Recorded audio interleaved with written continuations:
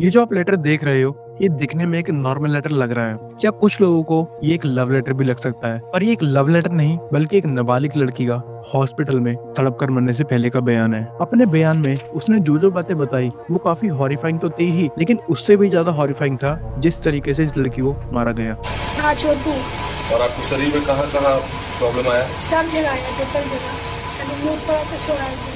और डेथ से एक रात पहले जब फैमिली के सभी लोग खाना खा रहे थे तो उसने बड़ी हिम्मत जुटा के अपने पापा से बोला कि एक लड़का है जो उसे रोज परेशान करता है, वो रोज उसका पीछा करता है और जबरदस्ती बात करना चाहता है और शादी करने के लिए भी फोर्स करता है। इतना सुन उसके फादर ने बोला कि अभी रात काफी हो गई है, मैं सुबह इसकी खबर पुलिस में करता हूँ। पर किसी को क्या पता था कि ये रात उस लड़की की आखिरी रात होने वाली है। इस खबर के बाद परिवार समेत पूरा गांव सदमे में आ गया और जिस तरीके से अपराधियों ने इस घटना को अंजाम दिया, उसके बाद से इलाके के लोगों ने अपनी बेटियों को घर से बाहर भेजना भी बंद कर दिया था। लेकिन इस केस में कुछ ऐसी तस्वीरें सामने निकल के आई जिसने इस केस को थोड़ा घुमा दिया और जब घर वालों से पूछा गया इन फोटोज के बारे में तब पहले तो सब घबरा गए और इस बात को इग्नोर करने लगे। ये परिवार से क्या पूछिएगा इसमें?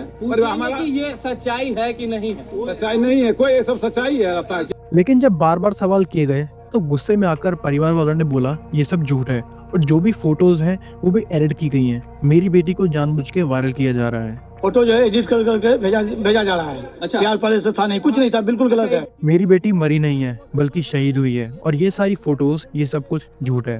एडिट क्या हुआ फोटो है। मेरा बेटी शहीद हुई है। यानी कि ये सब फोटो लगा के सब वायरल कर रहे हैं और गलत बता रहे हैं। पूरे सरासरी गलत है। Hello everyone, my name is Yash and you are watching the case of Ankita and Shahrukh. Jharkhand के एक छोटे से गांव दुमका में रहने वाली अंकिता कुमारी सिंह महज 15 साल की थी। क्लास 12 में पढ़ रही अंकिता अपनी पढ़ाई को लेकर काफी सीरियस और होशियार भी थी। छोटी उम्र से ही अंकिता के काफी बड़े बड़े सपने थे और उन सपनों में से एक सपना आईपीएस बनने का था। गरीब परिवार होने के बावजूद अंकिता के पिता संजीव सिंह कोई भी कमी नहीं छोड़ते थे उसे पढ़ाने के लिए। लेकिन जब वो क्लास 10th में थी तब उसकी मदर रेखा सिंह की कैंसर की वजह से डेथ हो गई थी और उसके बाद से ही अंकिता ने घर की जिम्मेदारियों के साथ साथ छोटे बच्चों को ट्यूशन पढ़ाना भी शुरू कर दिया था ताकि वो अपने घर वालों पे बोझ ना बने और अपनी पढ़ाई का खर्चा खुद उठा सके। वो नॉर्मल लड़कियों की तरह अपनी लाइफ को एंजॉय करती थी और अक्सर अपने स्कूल के बाद अपनी फ्रेंड्स के साथ घूमने भी चले जाया करती थी।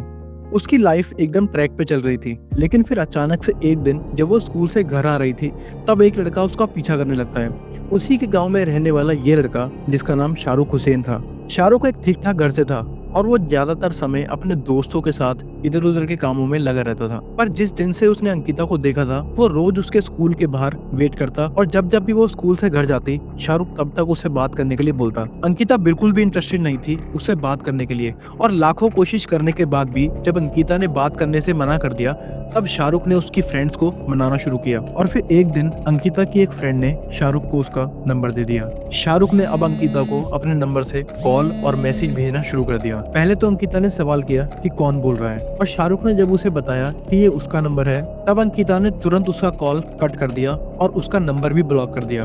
पर शाहरुख नहीं माना और उसने डिफरेंट नंबर से अंकिता को कॉल्स और मैसेजेस भेजना शुरू कर दिए और अब अंकिता शाहरुख की इन हरकतों की वजह से परेशान होना शुरू हो गई थी और इसके चलते ना तो वो अपनी पढ़ाई पे फोकस कर पा रही थी और ना ही बच्चों को ढंग से ट्यूशन पढ़ा पा रही थी।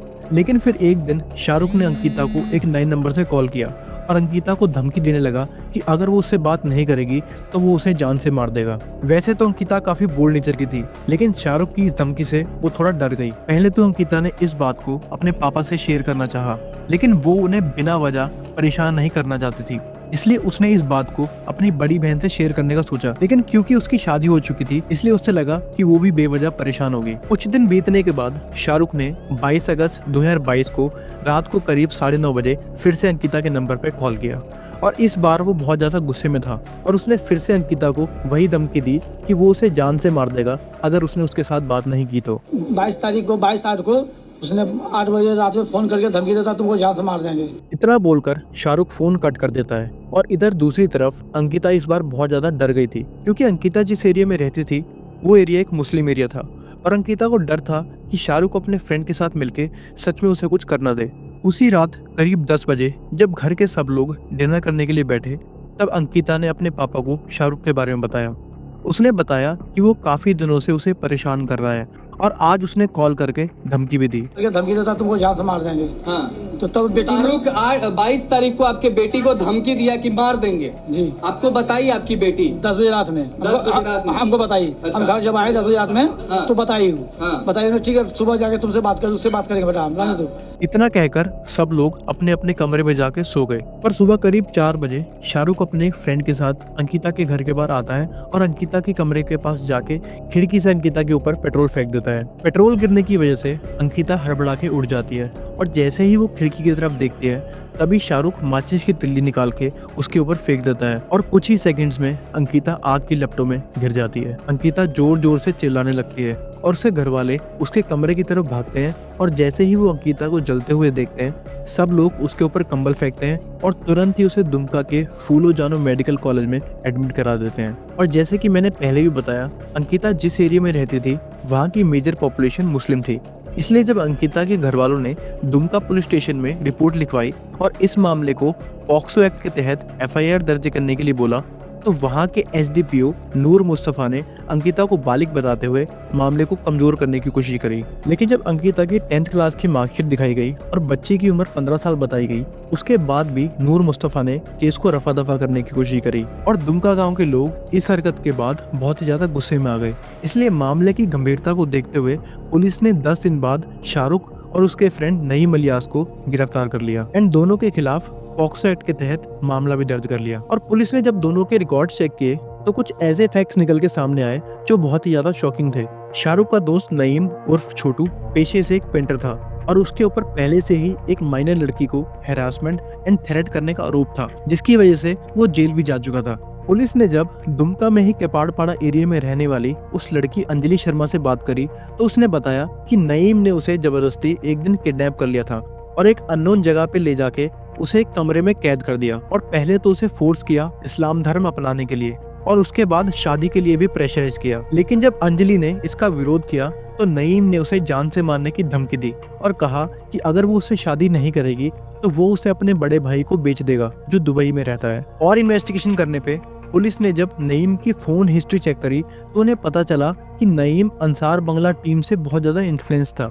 अंसार बंगला टीम, जिसे अंसार उल्लाह बंगला टीम के नाम से भी जाना जाता है, जो बांग्लादेश की एक मिलिटेंट ऑर्गेनाइजेशन है। इस ऑर्गेनाइजेशन को 2013 में बनाया गया था और ये ऑर्गेनाइजेशन काफी सारी टेररिस्ट एक्टिविटीज और किलिंग्स में भी इन्वॉल्व थी और इस ग्रुप का कनेक्शन अलकायदा से भी था, पर इस ग्रुप को बांग्लादेश में बैन कर दिया था। इस ऑर्गेनाइजेशन का मेन ऑब्जेक्टिव था नॉन इस्लामिक लड़कियों को लव अफेयर ट्रैप में फंसाना और उन्हें इस्लाम कबूल करने के लिए मनाना।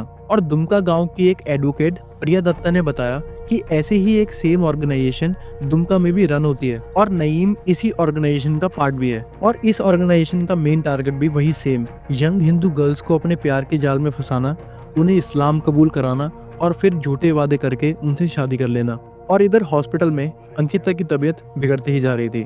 डॉक्टर्स ने उसे बेहतर इलाज के लिए फूलो जानो मेडिकल कॉलेज से Rajendra institute of medical science यानी कि रिम्स झारखंड में शिफ्ट करा दिया था। लेकिन जैसे जैसे दिन बीत रहे थे उसकी हालत और भी ज्यादा बिगड़ती जा रही थी और वो इतनी बुरी तरीके से जल चुकी थी कि ना तो वो ठीक से खा पा रही थी और ना ही बोल पा रही थी। जलने की वजह से उसकी बॉडी सिर्फ बाहर से ही नहीं बल्कि अंदर से भी उसे काफी सारी इंजरीज हुई थी, पर डॉक्टर्स की लाख कोशिशों के बाद भी वो उसे बचा नहीं पाए और घटना के 4 दिन बाद यानी कि 28 अगस्त संडे को सुबह 2:30 बजे अंकिता की डेथ हो गई।